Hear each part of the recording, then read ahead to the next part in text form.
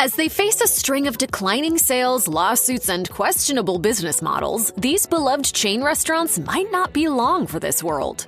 The Applebee's franchise has been around since 1980. Whether you love or hate this neighborhood grill and bar, you can't deny that it was at one time one of the most popular destinations in the sit-down chain restaurant scene. Alas, they've been struggling in recent years, and the troubles really seem to have ramped up during the COVID-19 pandemic. Despite a significant number of closures in 2020, Applebee's hasn't given up. 2023 was supposed to be the year of an official bounce back. As reported by Restaurant Business, the company hoped to open more locations than it would have to close. But despite their best efforts to become relevant again, 2023 has ultimately not been a year of growth for Applebee's. Instead, it's been the same old news of more closures of underperforming locations.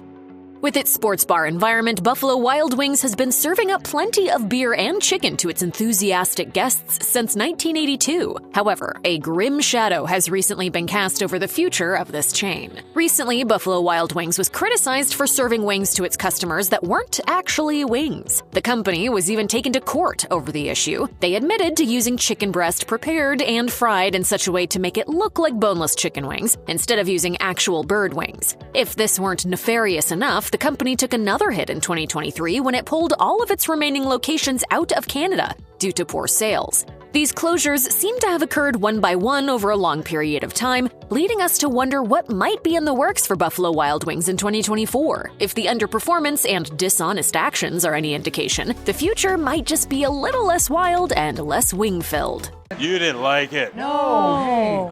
Fuddruckers got its start in Texas in 1980 with a promise that set it apart, as the buns housing its scrumptious burgers were baked daily from scratch on site. There's a lot to love about this idea, but we might not get to enjoy it for much longer. Fuddruckers is hardly the grand-scale chain that it used to be, as there are a mere 60 locations left in the United States. While the story is a long one with multiple twists and turns, it appears that a consistent dip in revenue and popularity can be attributed to Fuddruckers' acquisition by the company Luby's in 2010. The new owner made some less than popular changes that ended up driving earnings down rather than up. In 2020, Luby's itself was liquidated, and Black Titan Industries took over the flailing Fuddruckers locations. While this most recent owner has been admirably trying to rekindle things, we fear that poor Fuddruckers might be too far gone to revive. White Castle is the world's original burger chain. It got the ball rolling for all fast food beef and fry restaurants when its first location opened in 1921. But is it possible that White Castle's long reign might be finally coming to an end? Some recent financial troubles certainly have us concerned. Sadly enough, multiple White Castles have been closing across the nation. While a few shutdowns are hardly reason to panic, there's also the matter of a multi-billion-dollar lawsuit. In 2023, White Castle was sued by one of its managers, and the fallout could cost the company a whopping $17 billion. In February, a White Castle in Illinois was found to have breached state laws regarding digital identification systems. The employees had been using a technology for 10 years that failed to ask whether or not it was okay that their personal information, in this case their fingerprints, was being assessed via a third-party verification platform.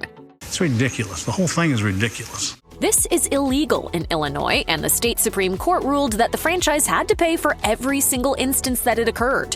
A payout of this magnitude can certainly be difficult to recover from, so it's definitely reason enough to worry about White Castle's long-term future.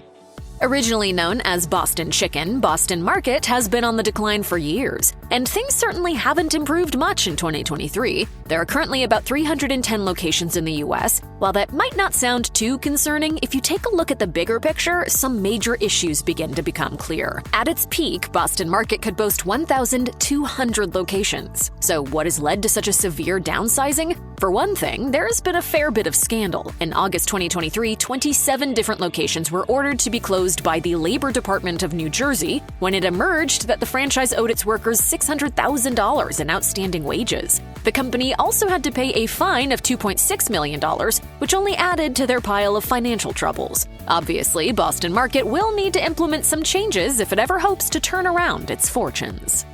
There's nothing quite like filing for bankruptcy to signal the beginning of the end for a restaurant chain. And this is exactly what Old Country Buffet appears to be going through. The formerly popular all-you-can-eat chain once had more than 600 locations to its name. But as of 2023, they're down to a mere 13, many or all of which appear to be standing but not actually operating. What could be to blame for this downfall? As it turns out, bankruptcy is the culprit, and multiple filings at that. The first time happened in 2008, and then again in 2012, and once more in 2016 as well. That latter filing was precipitated by a lawsuit involving salmonella that lost the franchise millions when it was already in financial turmoil. By the time that Old Country Buffet filed for its fourth bankruptcy in 2021, its parent company, Barbecue Holdings, had pretty much thrown in the towel for good. Since poor Old Country Buffet is basically dead already, we're hoping that it just gets put out of its misery sooner rather than later.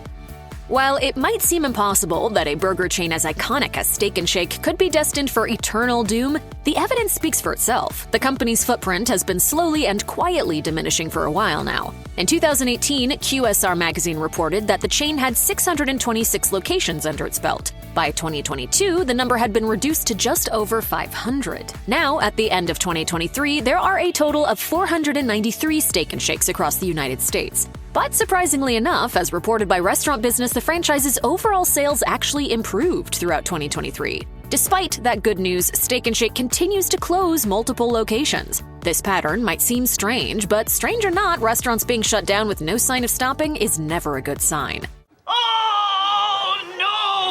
We're keeping our fingers crossed that the coming years don't see Steak 'n Shake completely disappearing. After all, their steak burgers are pretty undeniably delicious. If you're a fan and happen to drive by a local spot, then you just might want to consider stepping inside and showing some love. After all, it's looking like you might not have that many opportunities left to do so.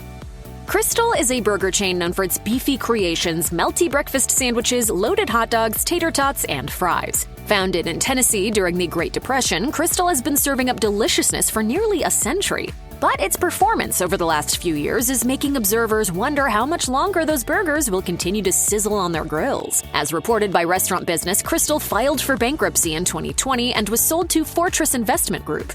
The new owners developed a plan that involved selling restaurants in an attempt to stimulate growth and profits. The process of refranchising in this manner can take a while, though. Considering Krystal's drastic demise over the past 10 years, we'd be surprised if it has the time to wait for a salvation that's far from guaranteed. Sometimes the best intentions don't yield the best results, and this is especially true in the restaurant business. Pie 5 is a quick-stop chain offering personal make-it-your-way pizzas that seem to be the perfect example of a great idea that just didn't quite pan out. While Pie 5 was developed mainly for college campuses, shopping malls, and other areas where people are looking for some quick pizza, the concept hasn't taken off as hoped. As reported by Restaurant Business, about 2/3 of the original Pie 5 locations have shuttered their doors for good. Fortunately for the owner of Pie 5, Rave Restaurant Group, they also operate another original cheese and sauce chain called Pizza Inn, and it's doing much better. Rave reportedly plans to slowly integrate its more successful business into its failing one by selling pizza branded as Pizza Inn on the Pie 5 shelves. Ultimately, it looks like Pie 5 will be phased out until it's nothing more than a sauce-filled memory. Pancho's Mexican Buffet is one of those chains that peaked in the 90s and early 2000s. Nostalgic customers now reminisce online about the once popular chain's jingle, which used to play on TV pretty much nonstop. Still hungry? Raise the flag! Raise the flag! However, Pancho's has sadly and slowly dwindled since its golden age, from around 140 locations at its prime, all the way down to just 2, both in Texas. Though it's hard to determine exactly what has led to its demise, the trouble seems to have begun when the company came under new ownership in 2001. The 2 remaining locations are still serving all-you-can-eat tacos and sopapillas, but it seems like they've been struggling for a while. In 2021, customers flocked to the doors of one of the final Panchos for what they thought would be their final meal there, after a rumored permanent shutdown was reported by local news. Strangely, though, that closure never happened, though we wouldn't be surprised if it does end up happening very soon.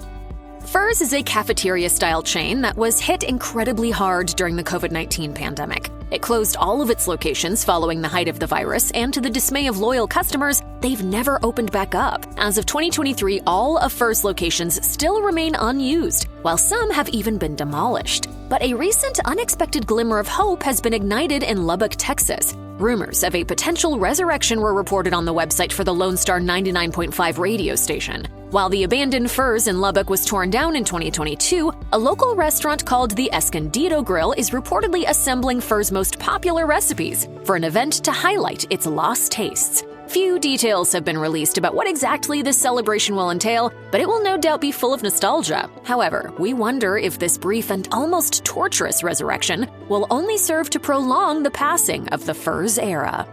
Piccadilly Restaurants opened its doors for the first time back in 1932 as a single buffet-style cafeteria. It didn't begin its expansion until 1944 when a new and ambitious owner swooped in and developed it into a popular chain that spread across the South. Following the popular all-you-can-eat trend of the time, Piccadilly enjoyed success as a beloved restaurant that faithfully fed throngs of hard-working American families. However, as it stands in 2023, things are not exactly looking good for Piccadilly, as the chain continues to close multiple locations. In Jacksonville, Florida, for example, there were headlines around the shutdown of one particular Piccadilly that had been serving locals for 50 years.